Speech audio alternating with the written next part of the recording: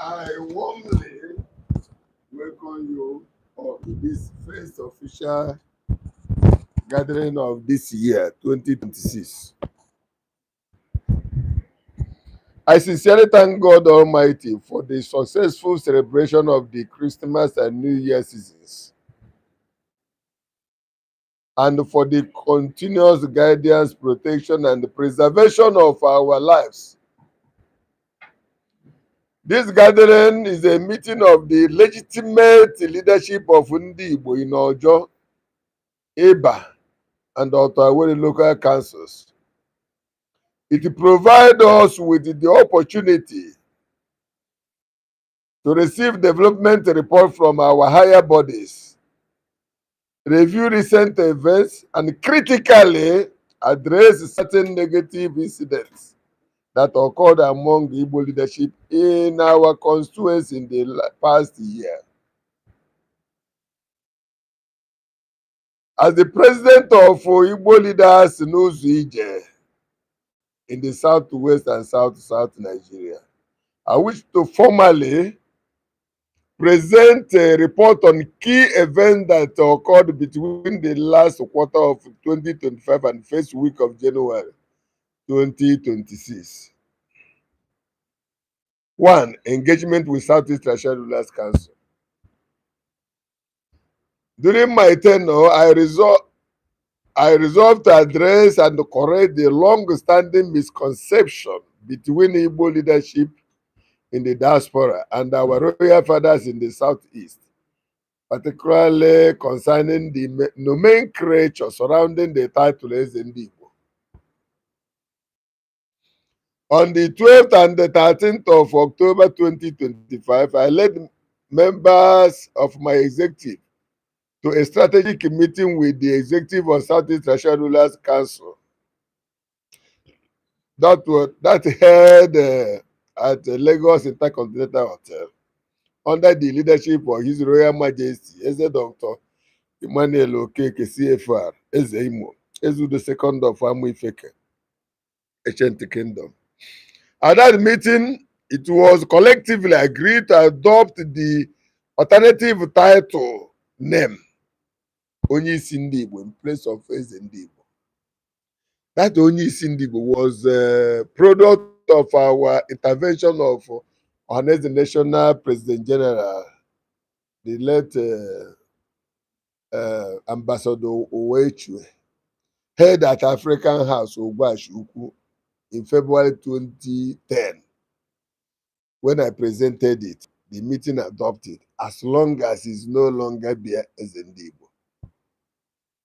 Subsequently, I was invited with my team to the General Assembly of the Southeast Council of Traditional Rulers held at the House of Chiefs, Enugu State Government House, from 10th to 12th of December 2025.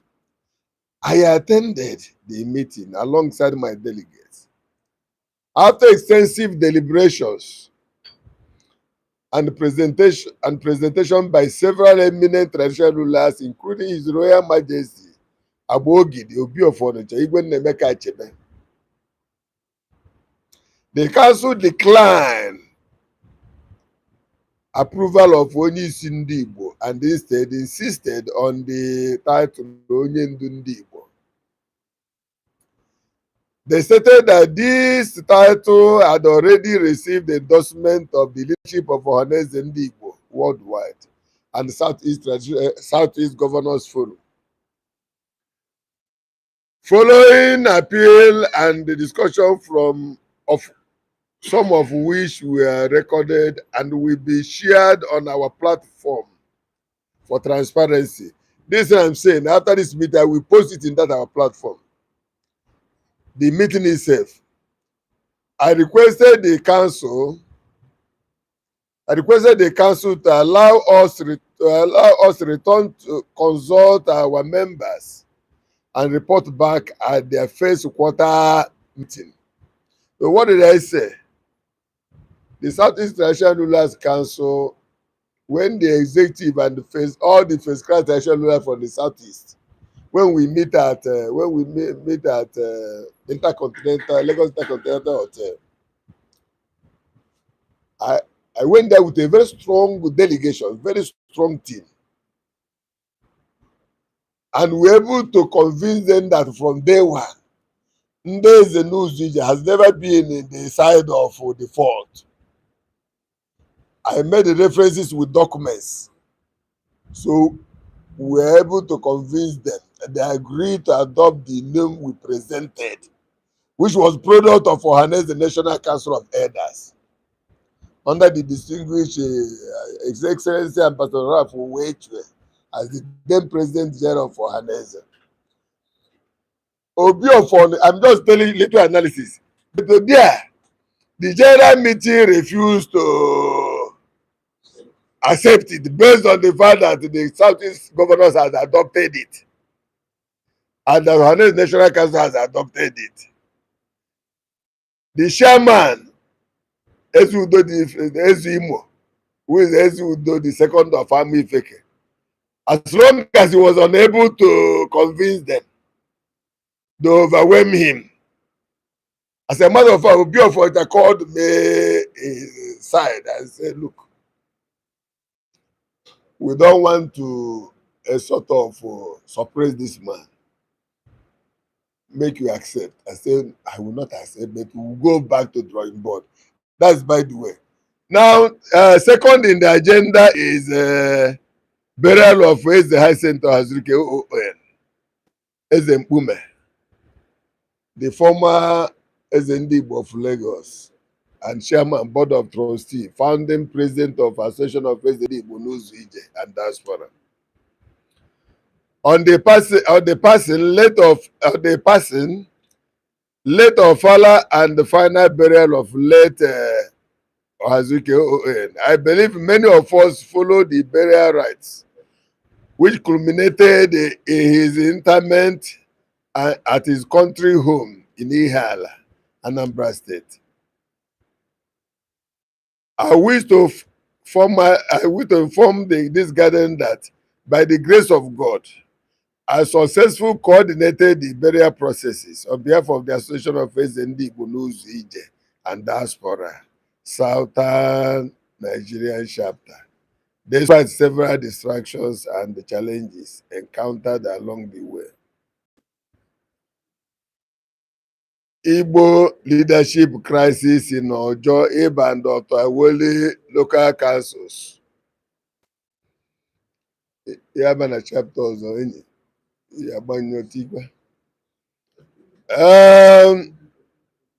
Distinguished Igbo leaders drawn from OJO, Iba and Otawoli. We are all aware the growing challenges confronting NDIGBO in Lagos State over the past few years. These challenges largely stem from the activities of certain individuals who, under the guise of representing the Igbo community, have continued to undermine our traditional institutions. In particular, a man known as Mischief Sondude, operating under the name of President of Igbo speaking community in Lagos, had allegedly commercialized the installation of NDIGBO through discriminate sales of red cap. Similarly, a former president of OHANAEZE NDIGBO in Lagos State, whose tenure started from 2018 April to April 2022, who claimed to have obtained a consent judgment from a Lagos High Court, went on to sustain an illegitimate faction of OHANAEZE. He allegedly installed some royal foot soldiers as NDIGBO, thereby bastardizing the revered Igbo institution, elevating motor park touts and creating widespread confusion across the Lagos. A notable example is the so-called Obi of Lagos. Of course, all of us are aware of the intervention, that one alerted both the Oba of Lagos and Lagos State government. The incident of Obi of Lagos around September, which the Lagos State government and the treasury institution could no longer tolerate. The masterminds were arrested and prosecuted.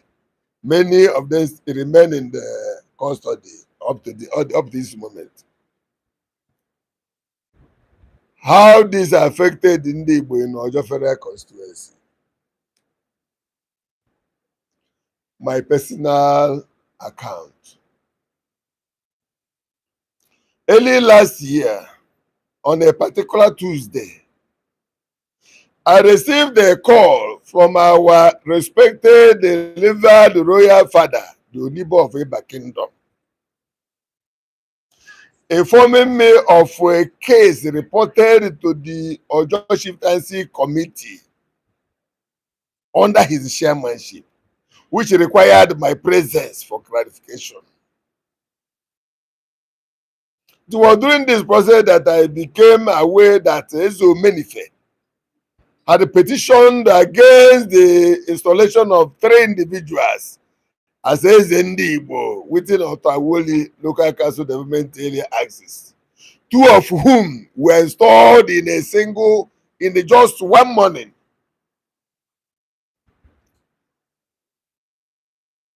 While this meeting were going on every second Tuesday of the month, an ad hoc committee was subsequently constituted by OJO Chieftaincy Committee headed by His Royal Majesty, the Onibo of Eba Kingdom.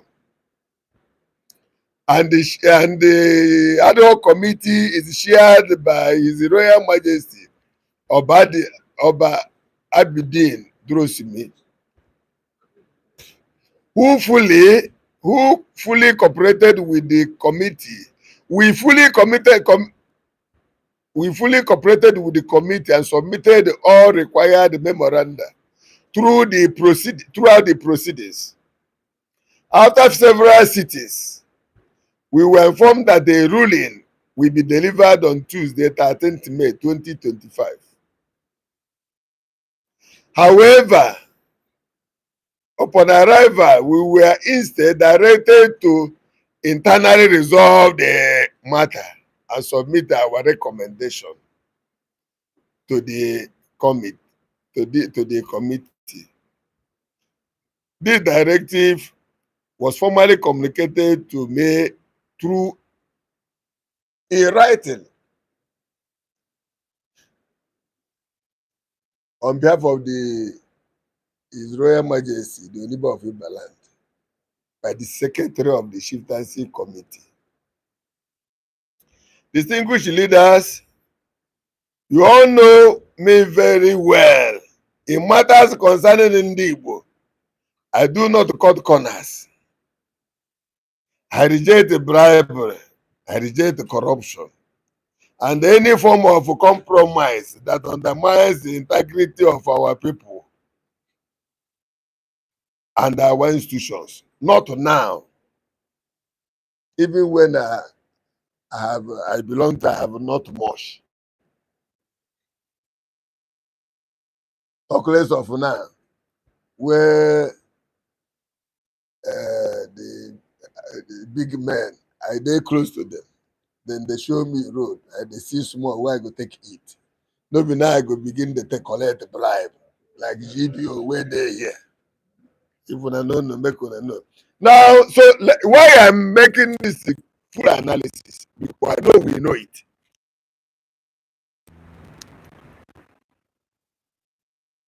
Continue to sponsor the attack on my person, my reputation, from a former cabinet member from the Ibereri zone.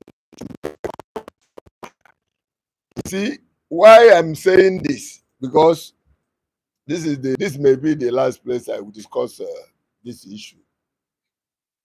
After which, with your support or whatever consent, we shift from doing dilly-dally. Ordinarily,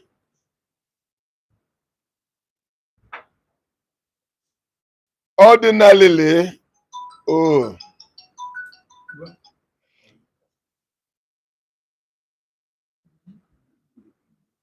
ordinarily, an individual of such character does not deserve a response.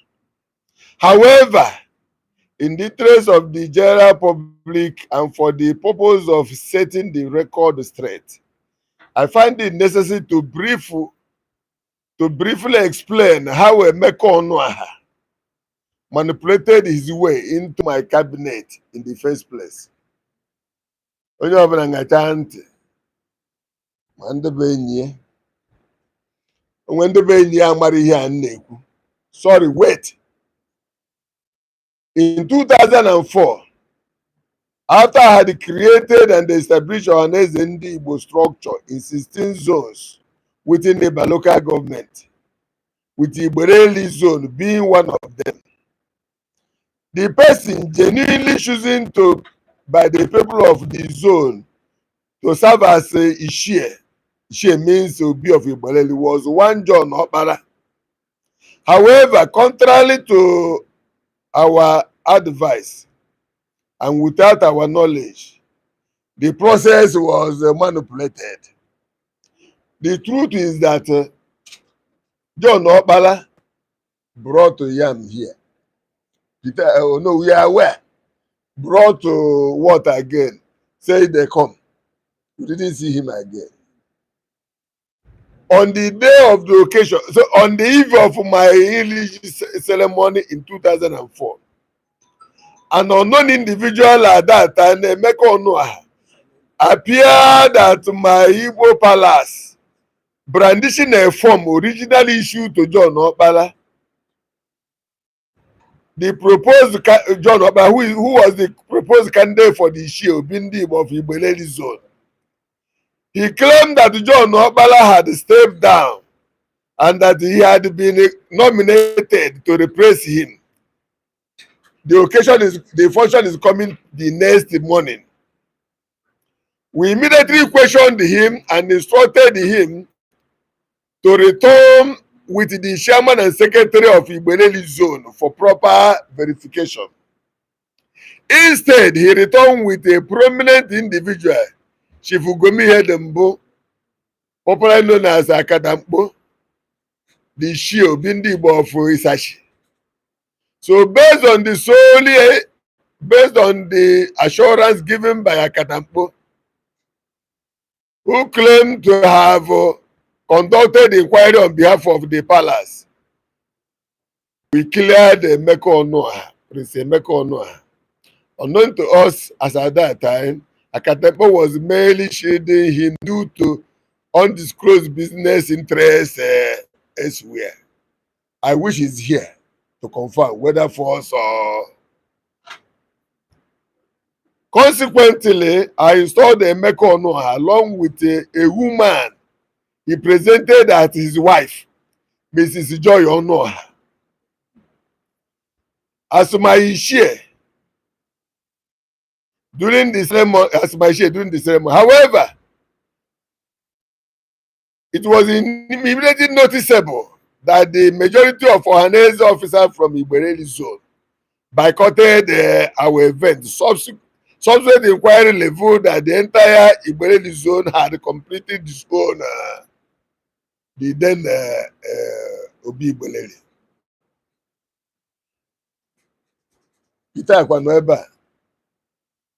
Myself, let me tell you, myself and all the Ndobi went to Igbereli and told them that we are the traditional institution, that whatever we say yes, nobody will say no. Even if there was some misconception and corruption along the line, we have mistakenly installed him, must accept him. We know what we did.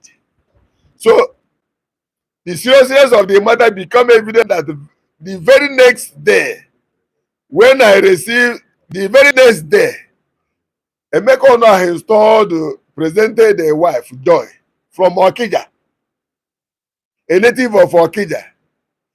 But the next day,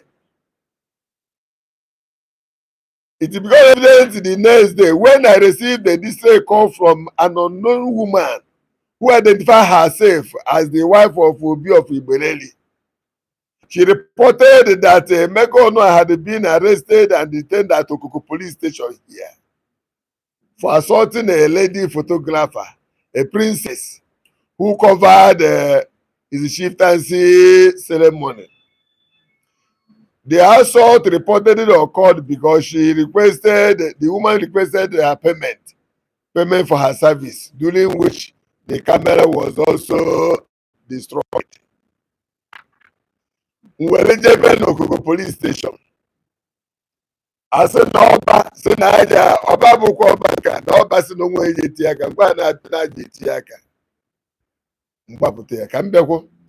I immediately went to a police station with within my neighborhood and facilitated his release before the matter escalated. However, the Oba, who was the father-in-law of the assaulted princess, subsequently wrote a formal letter to me, which I will show you. I put it in the platform. It's here. Wrote a formal letter to me, copy of which is attached. He had already initiated the transfer of the case to Area E and was preparing for prosecution. To resolve the matter, I personally appealed to the Oba, paid for the damages, and ensured that the case was settled. That incident marked the beginning of my realization and the true character of the individual as the cabinet member. Further disturbing experience involving Emeka Onua, Prince Emeka Onua. A woman, the woman known as Joy from Okija, later disclosed that she was promised marriage by Emeka Onua, and a promise that led her to empty her entire bank account to support even the little advance payment they pay for him to be Igbeleli was brought by that woman. B. Around December of the same year, Prince Emeka Onua was again arrested and detained at the Panti station. We sent his guarantor, Akadampo Ugomi Hedembo, to go to investigate the matter. We were informed that the case involved a thief of an already cleared imported container of goods. So in line with our principle, we withdrew our support. And as the steering is restricted forbidden under our guidelines, Akatampo later informed us that Prince Onua instructed him to contact about 80 women to whom he had promised marriage, requesting financial contribution from all of them. And Okatambo confirmed that he collected the money. I thought he would be here because he would give debt. He collected the money. How he got his list. C. In December around 2005, Chief Prince Onua drove a clean Toyota Aviron to in front of this place. I requested that I use it as a collateral to borrow money for him from NDIGBO Lagos State. I advised him that since the vehicle was clean, he should use that money and go to finance house. I recommend the God Olas, who is the Onowu to the NDIGBO of Lagos State. Everybody knows that he's a money lender, licensed money lender. To my surprise, in the next few days, a handcuff was seen in the same hand that the motor they brought to me, to rope me, to use and go and collect money from me, was also stolen. No, I'm making this thing because I want us to know my relationship with Obi, how we started and where we end. Let me quickly join. Okay. When the zone refused to when the Igbo zone refused to recognize him and inform us that the individual installed as the share Obi neither owned a house or had an Obi, but was a married tenant or squatter.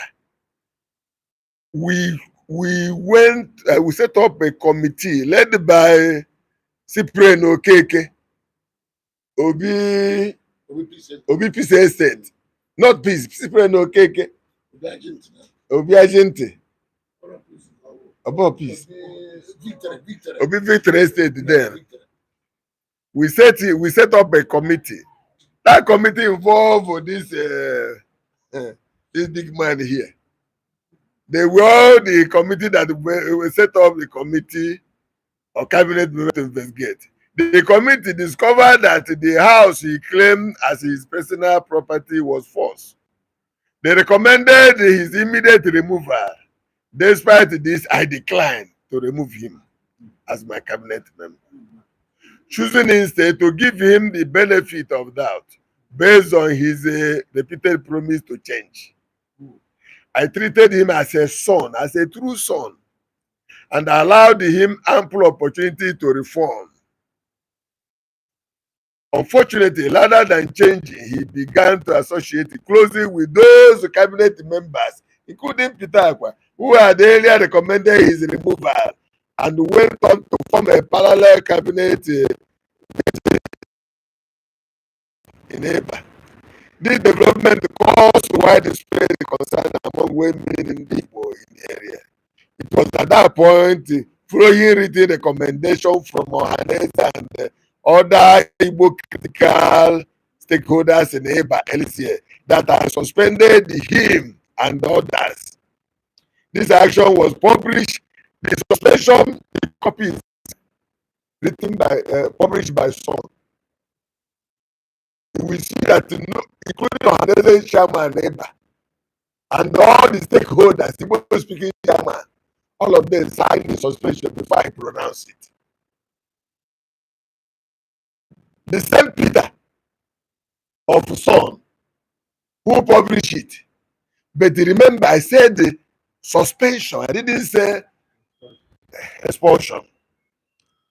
Because I know no one with the gold hand and no one will ya throw it away. I cannot manage it. After all, Cyprian okay got to Behonia. But not only she is in Jekosia. Then he is no being came. No issue came. Well, okay.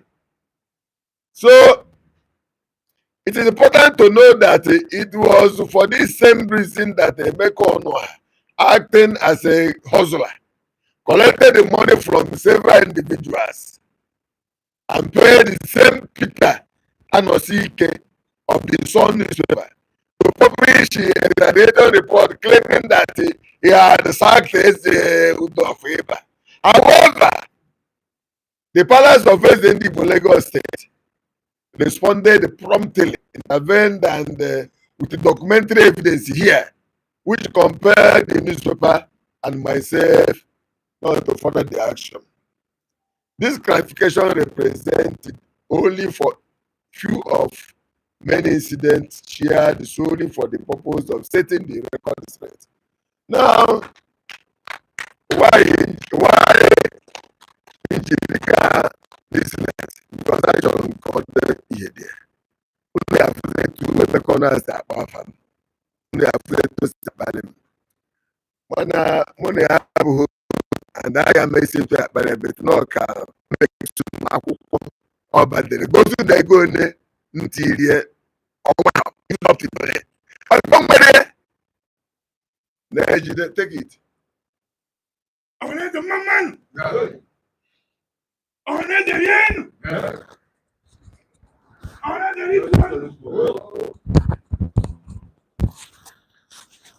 the Because then the newspaper publication man, all the same man, Kanyele 100,000, all on the phone. Put up 100,000, Kanya publish again, sell to Uber. Executive, I don't feel executive of Uber publishing. And because then cover handwritten about NDIGBO. And because Benjamin Polo work and then was it. You don't have actually oh, we'll plan it doing it.